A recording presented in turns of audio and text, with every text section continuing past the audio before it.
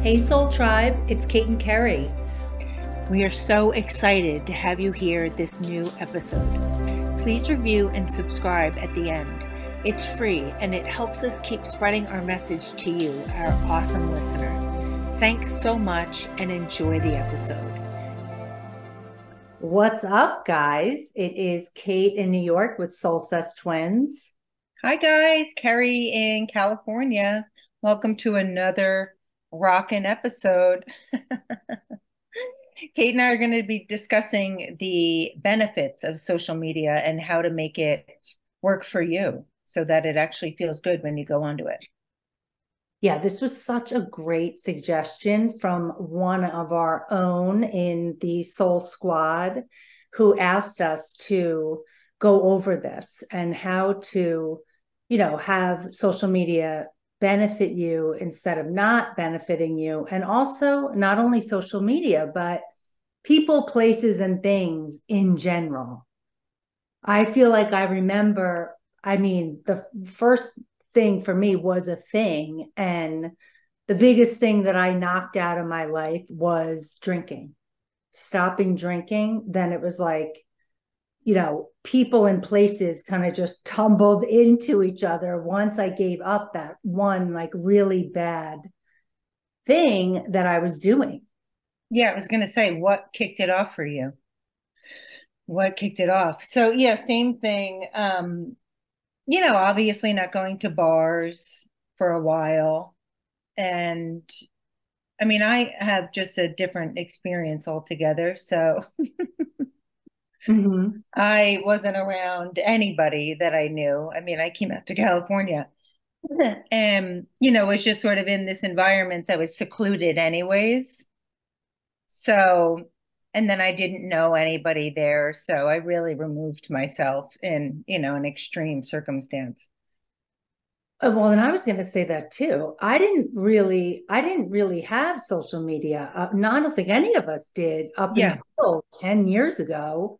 And it was easy for me also because I had a big moment of not drinking that I was really in the world of AA. I wasn't in this outside, world. So when I'm in and when I was in an environment like that, there's so much of it is already cleaned up for you. Of course, there's like the loons that are in there, but then I have, a sponsor to say like, stick with the winners and like, know who is trouble and who is not trouble. So that was kind of like done for me and getting in the habit of what is good for me, what isn't good for me.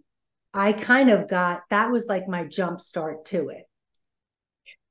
Yeah, and I do think that's such a good point. It's like one, they go hand in hand. Once you start to, weed out one area, it takes care of a lot of the rest, right? So for me, though, too, just talking about social media, yeah, I think just like noticing several years ago or a couple years ago, whatever, when I started to notice like feeling bad going on there and feeling like I had to follow people, that I knew or didn't know. It wasn't even people that I knew personally necessarily. It just, when I saw them, it made me feel bad, like comparative or jealous or less than, or just like, not healthy. Where I'm like, this is not helping me. I actually get off feeling depressed and down about myself and like I'm a loser, less than, will never make it, haven't made it, and looking forward to the day.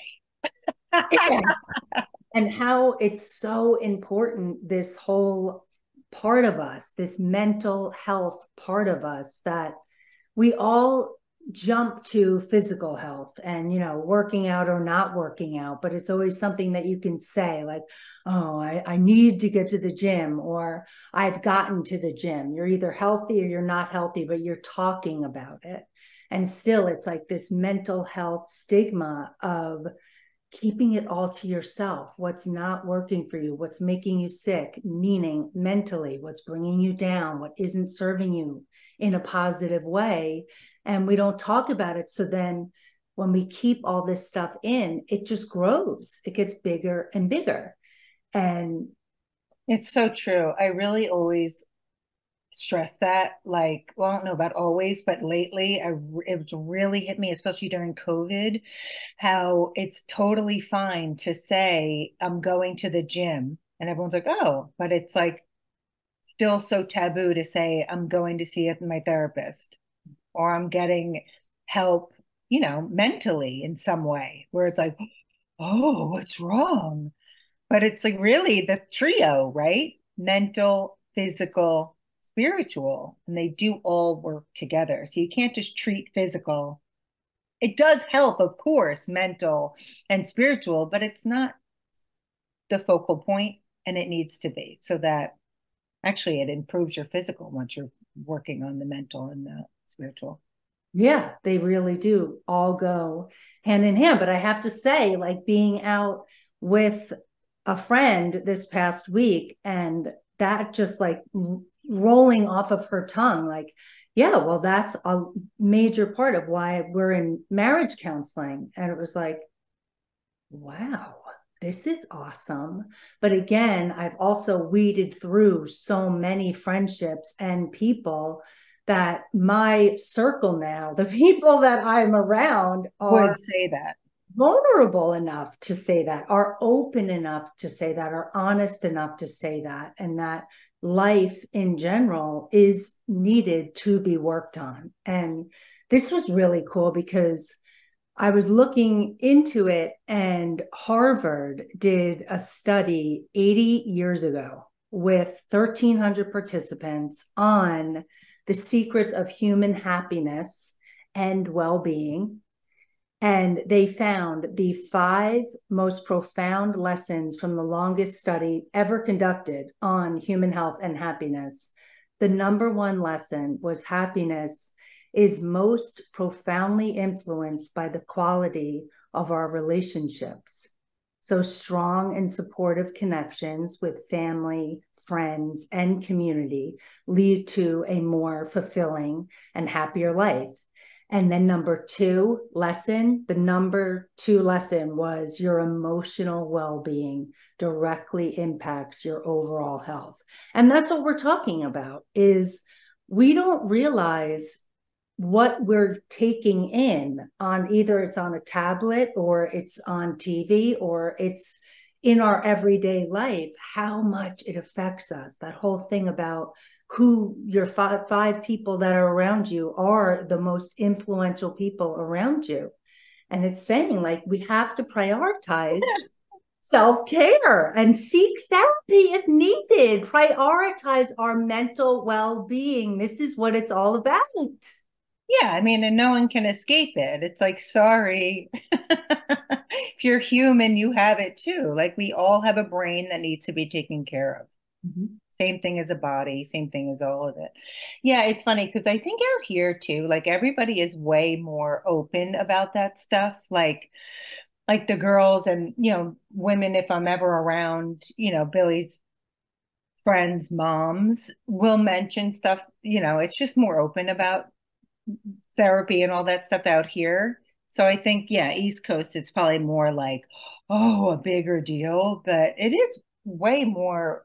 I like it. Like the conversations are more honest. I don't know. I mean, I just said, like, I think Yeah, who you're around. yeah, it depends on who you are around, but I don't think it's a geographical thing. I think it's a societal thing. It's either being in that rat race of pretending that you're perfect and Yeah. everything's okay, or coming out of that and starting to really prioritize yourself. What is serving you? What isn't serving me? What is really hurting me? And that really didn't start until I came into the real world and the boys started to really go to school, and I started to develop friendships outside of AA and no longer really, going to AA and having that need and having outside friends. This is where all of this started, and also where Facebook, that was like my first go with social media, and then ultimately led into Instagram. But the world of social media, this is where all of this came into play. Yeah, totally. And also too, like, I know, I mean, it just has such an effect on our mental health. And, it does. It really has to be something that's a priority to make sure what you're looking at, what you're seeing, what you're taking in is good for you. Mm-hmm. It really does. It affects us so much more than we know. I mean, look at these kids. They have the worst depression and suicide rate that has ever been recorded in history. Mm-hmm. You don't think that's affecting us? I mean, everyone knows it is. But anyways, I guess to get to weeding it out, how do you do it? Mm-hmm. Yeah. Right? It's like Yeah. scary because I remember too, like first unfollowing a friend actually, or a friend. And I was so scared because I was like, she's gonna know, like just like energy wise, like I'm gonna unfollow and it's gonna be like, what? But they don't know. You know what I mean? Like you make up that they're gonna know immediately and have this thing where it's like they don't know. And or you can not unfollow, you can snooze. Right. I don't know what they do anymore. I just unfollow people now if I don't want to. I just unfollow. I don't care.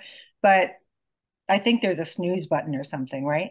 Yeah, there's a mute button. And again, like there's the first go of it. That is where it is in the beginning really hard, because the person that you're most focused on is the other person.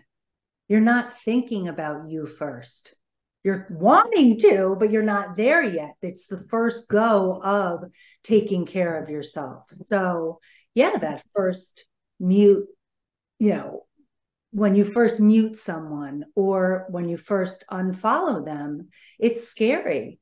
It is. It definitely is. But like Kerry said, they don't know.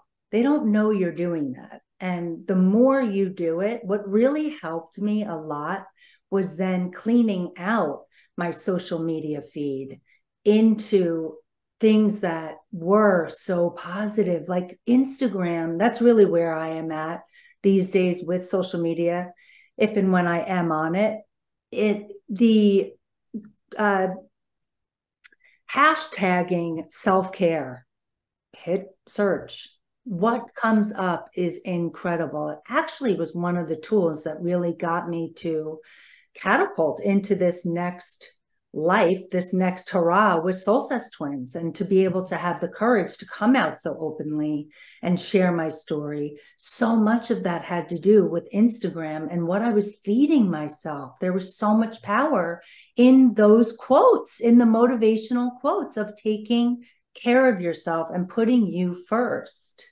Yeah. And I think, obviously during COVID, most of us were on there more than normal. Right. And so that's where I think it really had a big impact on people's mental health and just, either feeling good or feeling bad. And that's where I started to use social media as a tool to support me rather than bring me down. Yeah. And, we weren't leaving the house. No one was leaving the house. So it really was like our only friends for a little while. And they still are for me. I don't have many, but I put on everybody that I loved to see. And it wasn't people I knew. It wasn't, but I did feel like they were my friends because they like got me through, like Lewis Howes, Mel Robbins, Jay Shetty, Gabby Bernstein, Kathy Heller, like all of them. When I, wake up and when I would get on Instagram, eventually that's who I'd see.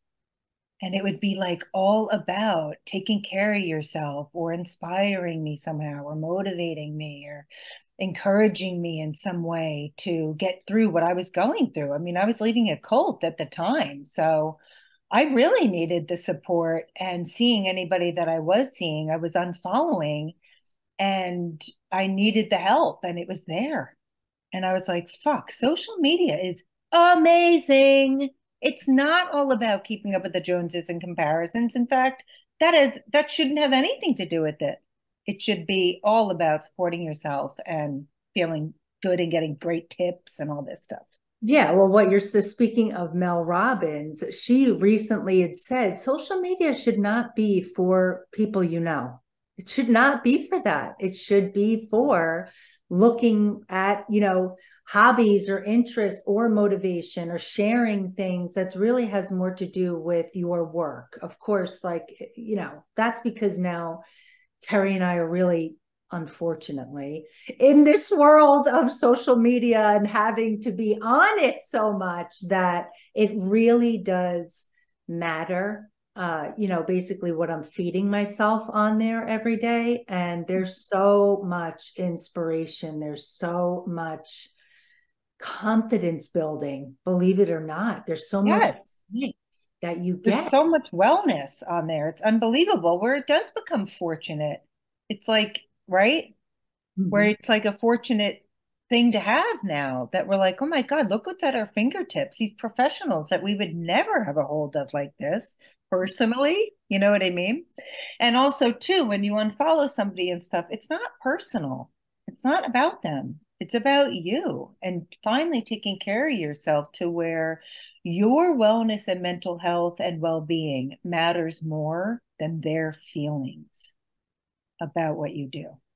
Yeah. And sometimes it is the person. Sometimes there is something that this person, the effort or something, whether or not it's not working.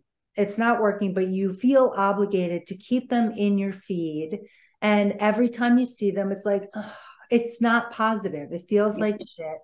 Those are the people that you have to be bigger than the what if they know that can't matter anymore. You matter. You are the one looking at it every day. I'm sure she's doing it too. She's blocking and muting people that don't work for her either. So I do remember though, going back to like the first time and thinking about, posts that I would see that were making me feel bad. And I would go on it or it would come in my feed and I would see it and it would, that feeling where you're like, oh, it's either the comparative game that they're showcasing again, how amazing their life is. And because we all do that, I do that too. I'm not posting, a crying episode or, stay tuned, maybe in the future.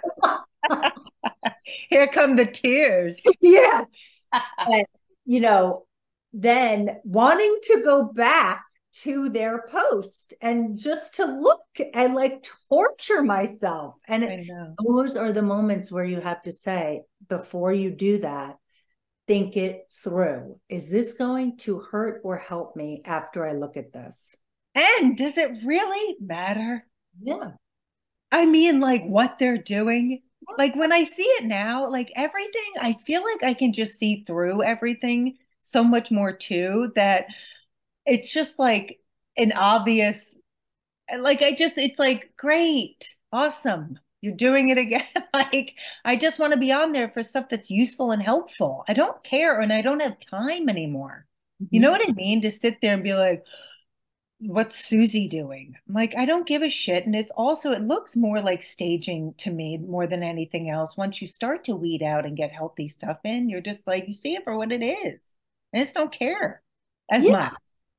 And if I do see, a good post or a positive post or, a showcased post, I'm like, that's awesome. Like I generally now, the more practice you put you first, there is not such an attachment. There's not such an effect on what other people are posting. Like it's the most incredible, Vogue front cover of the magazine post. I'm like, that's really pretty. Scrolling next. Yeah, it's like that looks great. That's awesome. Absolutely. I mean, that's when I'm saying it's not I don't have such a pull to it. That's why.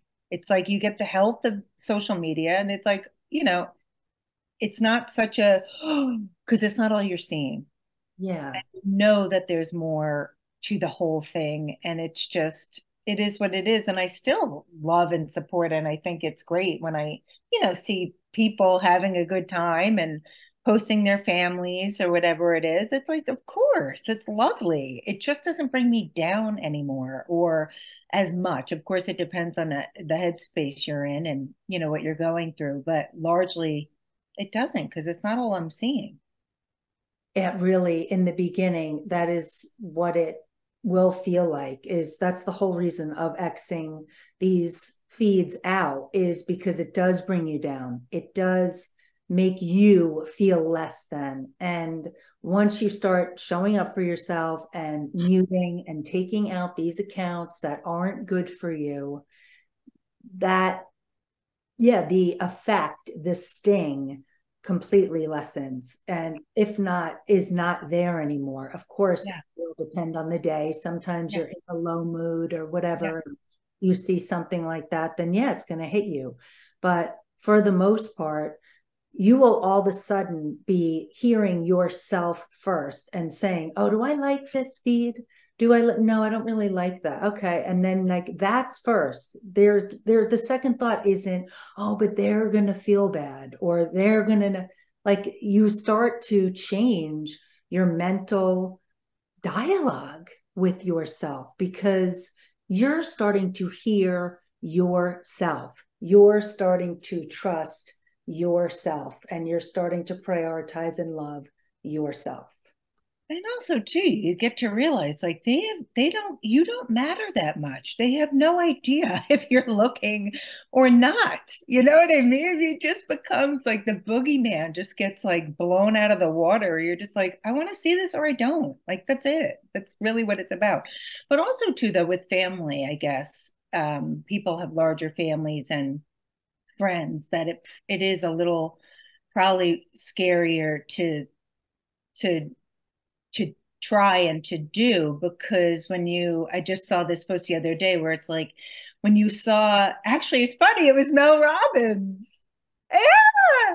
Sure. Shout out Melly. And she said, when you see a friend, you posted something and then you see them on social media and they didn't like your post yet, but then you see they're on there, leave them alone. It's none of your business why they didn't like, or they like, or they don't comment on your post. And it was so true, to get to that place, because it isn't any of our business and it's none of theirs on yours, right? And it doesn't mean shit. She's like, what? They just looked at it and they liked it, but they didn't physically like it. So what, right? We all have to get out of this.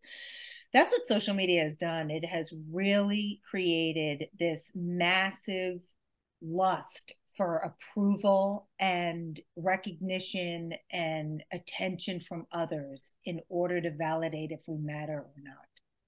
Yeah. Our worth has really gotten tied up into likes and not likes. And it's a serious sickness. Like it really is called social media illness. And so that's just got to go. We're really focusing on people liking our posts or not.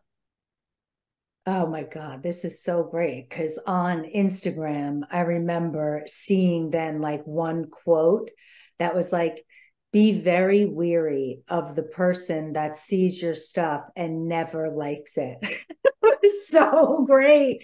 Because Well, it's that's true so too. it's like, who are you having around you? And it's good, because now you're starting to say, like, do I like that or do I not like that? And let's move into now people, who are around you everywhere, now that I have so much help on Instagram with people that I look up to and motivational speakers or talks, like all of that stuff. I think every single one of them says, keep your circle small. If you have 1 to 3 really good friends, consider yourself blessed. Yeah, my circle is very small. It's me and Billy at the moment. but it's building. But that's true though. You shave it down to where if they all gotta go, they all gotta go. That's exactly the point. And guess what? You get to build and choose and pick who you're gonna fill it up with. Yeah, it's really quality. And I love, honestly, from Taylor Swift's song, I don't know which one, but you'll know the line, I think, because it's so, Okay. it's really awesome, is a friend to all is a friend to none. That's a famous quote. It's not Taylor Swift. No, it is. A friend to all is a friend to none. Can't believe you just made me sing that. But yes, it's from Taylor Swift. It's from her song. And it's so incredible and how I powerful. mean, like it really is a famous quote. Like it's from like Einstein. Like it's like one of those. Yeah. Okay. So the point is, those are the kind of people for me that don't necessarily work for me. Like I feel like if you're, it's all about that quality versus quantity. And when you're around someone that's always making it, everybody's her friend or his friend, and it's always great. There's nothing ever as a challenge, all of that. Those are the people that I weed out. I wish them well. There's no harm, no foul. It just doesn't work for me. I really today am comfortable choosing real relationships, honest relationships. Yeah, 100%. And it is interesting too, because it's like that's what you'll attract and gravitate toward once health becomes a priority. It's just like, it's interesting. That's who's going to come your way. It's true. Like all these, like, some women friends that I'm making now, it's like, it's just who you're attracted to and they're attracted to you. So it's so cool, like just to really weed it out. It's like the truth and the ones that, will really be good for you will show up. They will show up. Wow, it just makes me like cry. I know, because it's so true. It's so powerful. And you get to see and really, like, truth starts to really be understood in it's impossible for anyone to like everyone. And if they're doing that, how valuable would that person be in your life? That's And something. do you? It's like, do you really like everybody? No. Right. We shouldn't. That's insane. That's what I mean. It's Yeah. impossible. It doesn't exist. And so why am I trying to make everybody like me? How would that be possible? It's not. So to And like, so much pressure. Like pressure's off. You don't have exhausting. to worry about it. They're gonna like you if they don't. You know what I mean? So be just more your authentic self, your true self, because even if you're trying to make everyone like you, they're not. Mhm. So you might as well fuck it, be you. And whoever truly does will fucking come around. And same vice versa, you know? So What? it's just so true because you really do get to that point of being like, fuck it. Like, Yeah. I mean, you're trying so hard. They still don't like you. They don't like you. You're not their cup of tea. So fucking who cares? Fucking throw it off and be you, and that's that. And it's like, oh my God. And you just feel so much lighter, so much happier. I mean, I know most people know this, but whoever doesn't, it's like throw the charade out the window. Be you. Fly your flag, honey. totally. And also, though, a really good point of this in the beginning is, you see how I just wring my hands like mom? I love it. Um, She used um, to always do that. She was super excited. yeah, totally. So, in the beginning of choosing these relationships now and choosing these feeds and what you're feeding yourself every day from whatever outlet you get that from, or what we're talking about, there is going to be a part of grief in that. We're Mhm. not saying that this is like, strike them out and like we skip down the block. There is part of it that is really sad, and I hate it. some people that I've kind of gotten rid of, or, because it's just healthier for me that way, doesn't mean I love that. It doesn't mean I wish it was a different way. It's just, that's part of showing up for yourself, and also just realizing like life on life's terms and getting out of that fantasy that everything is okay. And part of it is, you're grieving that fantasy of what you hoped they were, or you're grieving there were parts that were really great about that person, but the overall, when you left them, you felt like shit. That is what really matters. So yeah, there is like this like heartache about it, but at the end of the day, that doesn't mean it's wrong. Don't second guess that just because you're having intense feelings or second thoughts about it. You have to think that through. Why did I start this? Why did I start the separation? And go through that list, because the mind will do that to you too. Is like, why aren't we friends anymore? What did you do? I took care of myself. That's what I did. Yeah. And I mean, that's such a good point too. It's just like so many times, we can put something in place, a boundary, and then say like, oh, maybe I'm being too much. This is ridiculous. I'm overreacting. Oh, it's not that bad. Oh, she's great. Or, you just get fearful too. Like, shit, they do care. They do know. And it's just like, forget it.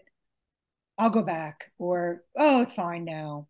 And but once you get more accustomed to and in the habit of really supporting yourself and being there for yourself and you mattering to you, that gets easier. It does get easier because the precedent you're setting for yourself comes through louder and more clearly than fuck, they know, or it doesn't really matter. No, it does matter.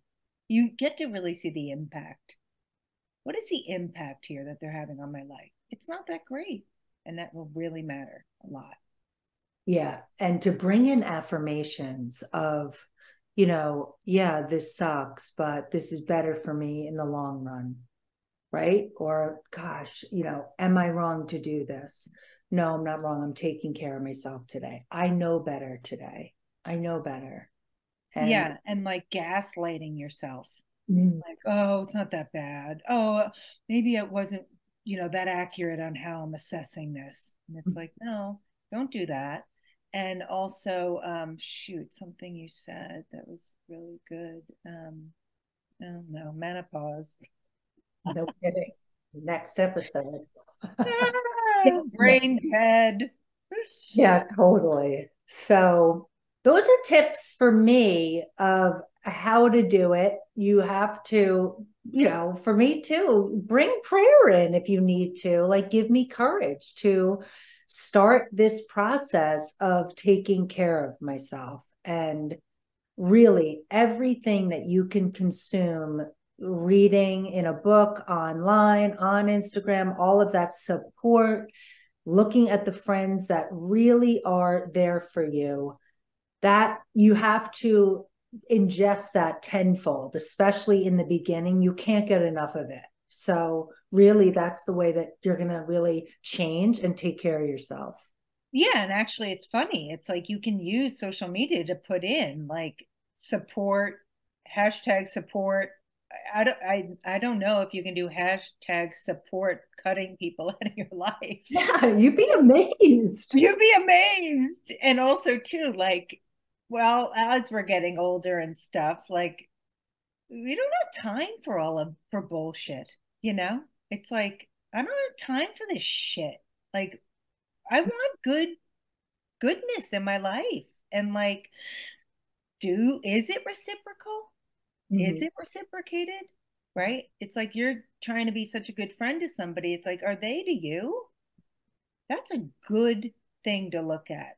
It's like you're caring so much, and it's like, do they give back? It's like, actually, no. I'm always reaching out. I'm always being the one to like or to, say something, and they don't. And it's like, okay, goodbye. which will be hard, but it's like, that's the measure too. Like, that's not a quality person. Mm-hmm. Quality over quantity. And then you just start to really be more authentic. And when you close those doors, better is around the corner. Yes. What's suited for you is coming, but you have to clean up. You can't be hanging on to all this stuff. Otherwise, the stuff that's really meant for you can't come in. Yes. Love this quote actually from Instagram. It's this one that I follow, philosophers. And the quote is, life shrinks or expands in proportion to one's courage. Mm. Anaïs Nin was the author of that. And it's, there you go. That's exactly what I'm talking about in a nutshell. Like, when we have courage to show up for ourselves first and foremost, life expands. Yes, that's so beautiful. And just always thinking of the long game, not the short game. Mm-hmm. That's what I was going to say. It's like, I'll think of the long game, like, oh, and it's like, well, short right now to possibly, squelch some emotions you're having about it. It doesn't matter. Or no, it really does. It affects me. Health, long run, let's go. Choose you every day. It's good too. I do want to say, follow Love Change.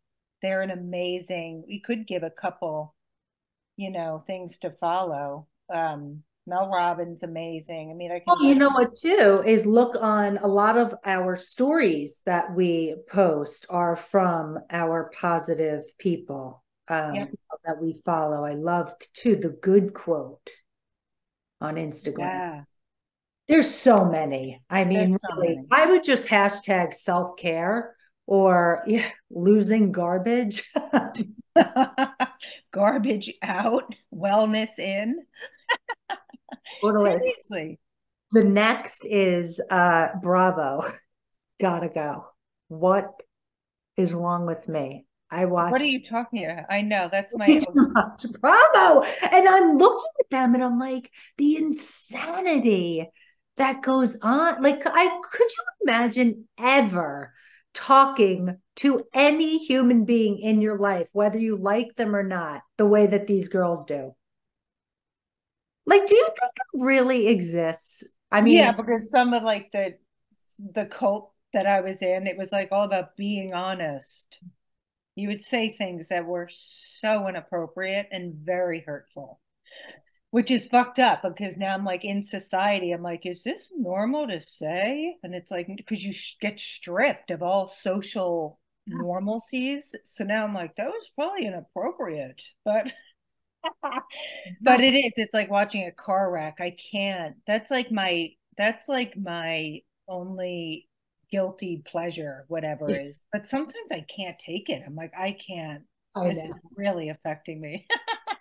But now I love it. But anyway, we should do an episode on it and discuss like what they should do.